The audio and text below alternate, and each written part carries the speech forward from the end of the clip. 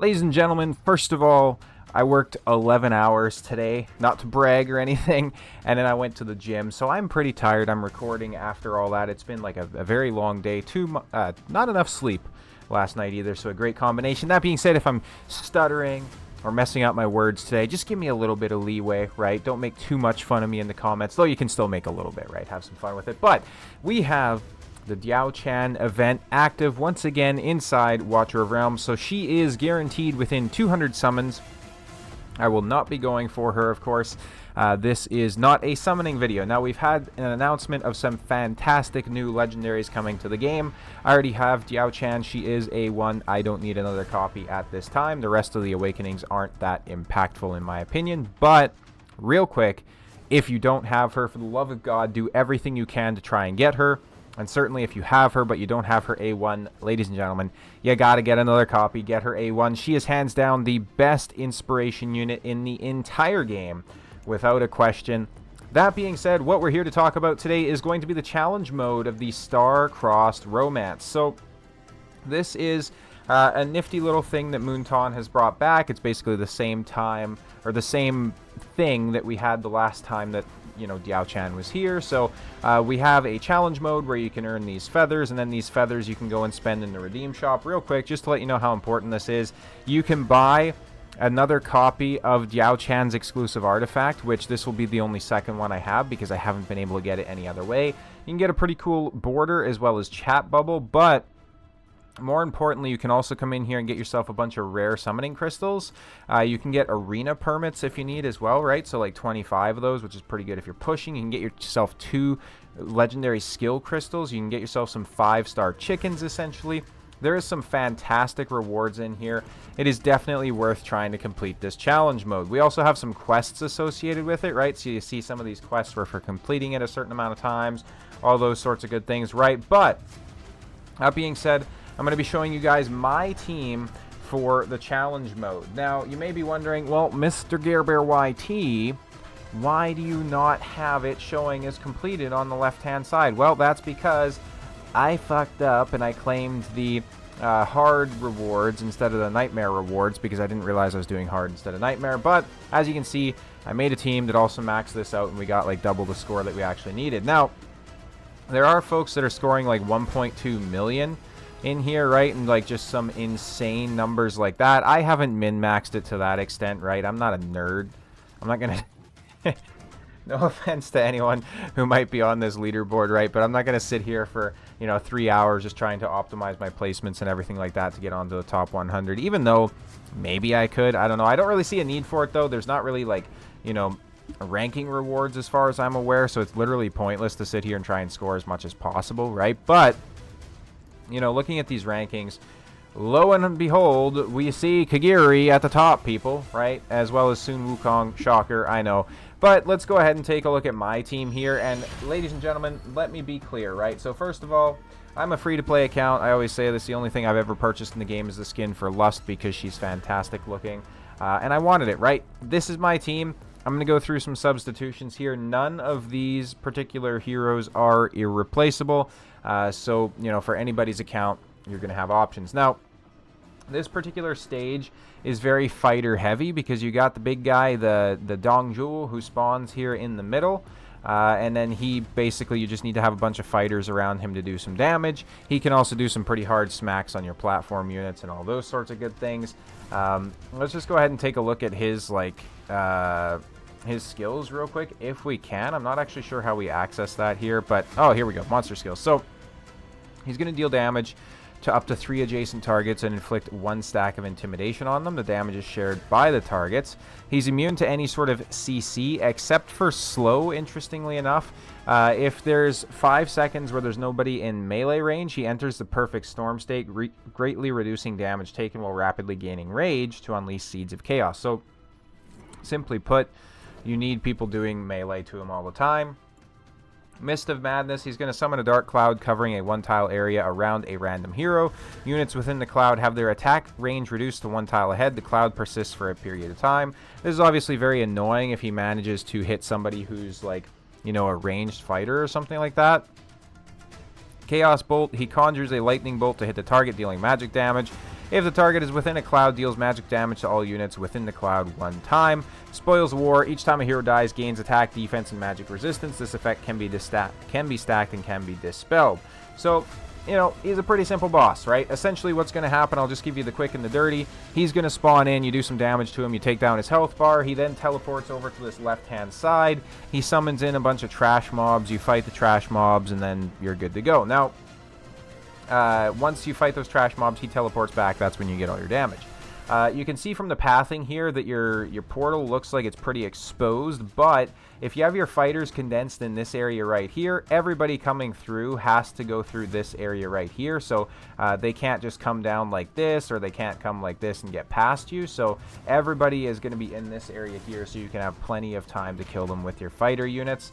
Now, again, let's go ahead and take a look at my team. So I have a ranged fighter in the ways of Valara, Ymeric, and technically also Sun Wukong, right? So they are, you know, fighters that have a little bit more range.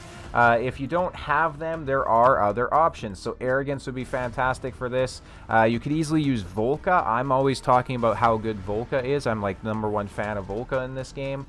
She's fantastic. She'll work here as well. She'll bring debuffs for the boss as well. You could use Nirja, the new hero that we just got inside the game. You'd use Lord Phineas. Xena would probably be a very fantastic option as well. Salazar, if you have him, he's a fusion, so you should. Abomination. You know, any sort of a fighter, really, especially a fighter who has some extra range to them. You could also bring in, you know, single range fighters, as long as you have, you know, other units that can kind of supplement and help them out, because the bonus to having ranged fighters is that when you place them in certain positions, they can start to take out enemies in other lanes and those sorts of things. So any sort of a fighter you can replace Kagiri, Sun Wukong, Ymeric, and Valara with, right? It does not have to be those units. Now, as for Ingrid, Anora, and that's pretty much it. I don't have any other platform units that get used. Those two can be replaced by any other mage. So let's go ahead and take a look at those options real quick. Comet would work well. You really want somebody who's good at doing like single target damage, though, specifically. So if you don't have mages that are competent at that, then you can bring in maybe like a Praetus, right? You could bring in your Silas's, your Hex, any sort of a strong marksman unit is going to work as well. We'll take a look at those momentarily. But Ingrid gets flipped over to her secondary form anyways. So she's not even doing like the big long-range bursts. She's doing her single target damage. And then Nora is there to essentially just help to mop up the trash mobs.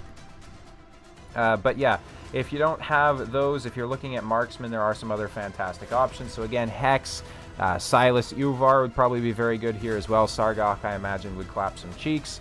If you have the ability to do like a Vorn and a Numera, as well as a... I can't remember the leader for that faction that really enables the poison combustion teams. Those would be a very solid option as well. You could probably get away with like a Micah or something like that as well. Like, there's plenty of options to get you through this content. It's certainly, you're not lacking, right? So let's go ahead. I'm going to take you into an auto fight here because I already have, of course, my auto saved.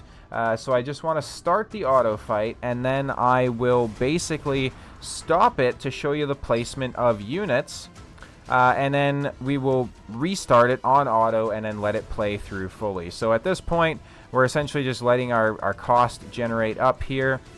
I'm just waiting until we place down the Ingrid and then the Elowin, and then I'll show you the unit placements. So realistically, it doesn't really matter too much where you place everybody when the round is initially starting, because we'll click Ingrid here to kind of slow everything down. But essentially, what you want to have happen is you want your Kagiri in this middle slot right here. From my experience, this is going to kind of give him like the best range for his ultimate. So I won't lie, I also came in here.